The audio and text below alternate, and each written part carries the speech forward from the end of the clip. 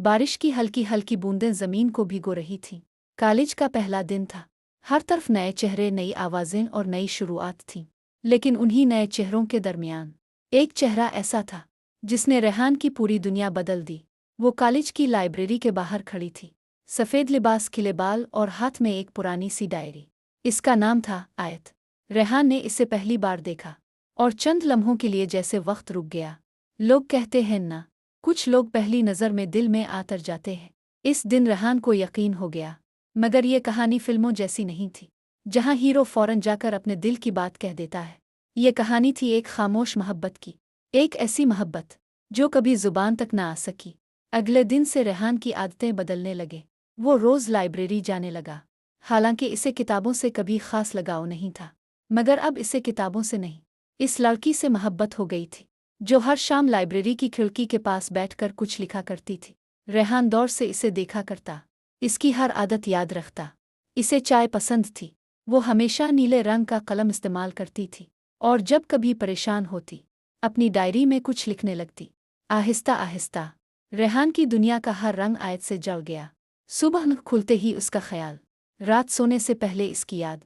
लेकिन इसने कभी अपने दिल की बात नहीं कही। क्यों? क्योंकि इसे डर था कि कहीं इजहार के बाद वो रिश्ता भी ना खो दे जो अभी सिर्फ दूर से देखने तक कायम था। एक दिन कॉलेज में फीस्ट था। हर तरफ मौसीकी, हंसी और खुशियां थीं, मगर आयत एक कोने में बैठी रो रही थी। रेहान ने पहली बार इसे इतना टूटा हुआ देखा। वो इसके पास गया नहीं, बस कैंटीन से एक कप चाय लाया और खामोशी से इसके सामने रख दी। आयत ने हैरानी से इसकी तरफ देखा। तुम? रेहान हल्का सा मुस्कुराया और बोला, कभी कभी चाय बातों से ज्यादा सुकून दे देती है। आयत की आंखों में पहली बार हल्की सी मुस्कुराहट आई, और वही मुस्कुराहट रेहान के दिल में हमेशा के लिए बस गई। इस दिन पहली बार दोनों ने दिल खोल कर बात की। रेहान को मालूम हुआ आयत भी बहुत अकेली थी। इसकी माँ बचपन में इंतकाल कर गई थी और उसके वालिद हमेशा काम में मसरूफ रहते थे। इसकी डायरी ही उसकी सबसे अच्छी दोस्त थी। इस दिन के बाद दोनों की दोस्ती बढ़ने लगी। वो साथ लाइब्रेरी जाते, साथ चाय पीते, कभी कॉलेज की छत पर बैठकर शाम देखते। मगर रेहान के दिल में जो था वो दोस्ती से कहीं आगे जा चुका था। हर दिन वो सोचता, आज कह दूंगा, लेकिन हर बार उसके होंठ खामोश रह जाते। एक शाम आयत ने कहा, रेहान, अगर मेरी जिंदगी में तुम ना होते ना, तो शायद मैं कभी इतनी खुश ना रह पाती। रेहान का दिल जोर से धड़का। इसे लगा, शायद आज, शायद यही वो लम्हा है।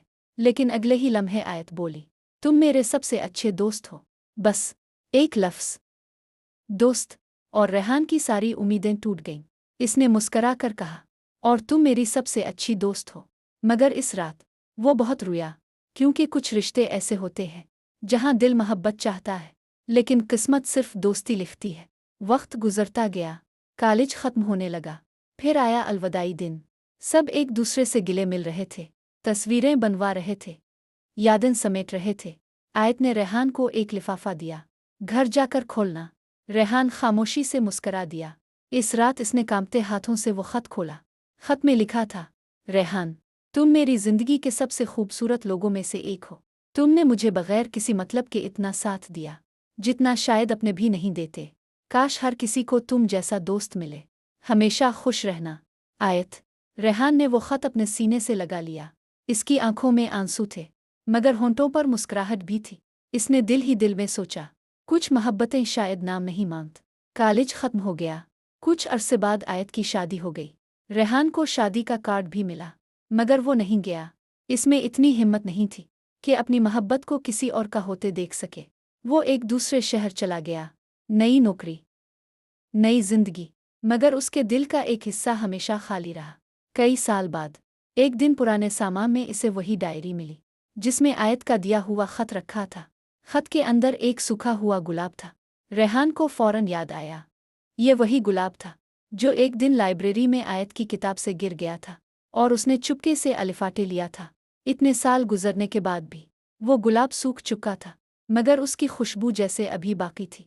रेहान हल्के से मुस्कुराया और आहिस्ता से बोला, आयत, तुम मेरी ना हो सके, मगर मेरी मोहब्बत हमेशा तुम्हारी रहेगी। इसकी आंख से एक आंसू गिरा, मगर इस बार दर्द कम था, सुकून ज्यादा, क्योंकि अब वो समझ चुका था, हर मोहब्बत का मुकम्मल होना ज़रूरी नहीं होता। کچھ محبتیں ادھوری ہو کر ہی خوبصورت لگتی ہے۔ کچھ لوگ زندگی میں صرف اس لیے آتے ہیں تاکہ ہمیں محبت کا مطلب سمجھا سکے، ہمارے ہو کر نہیں، کسی اور کے ہو کر۔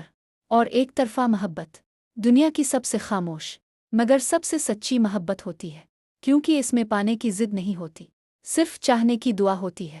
اور شاید یہی محبت کی سب سے پاک صورت ہے۔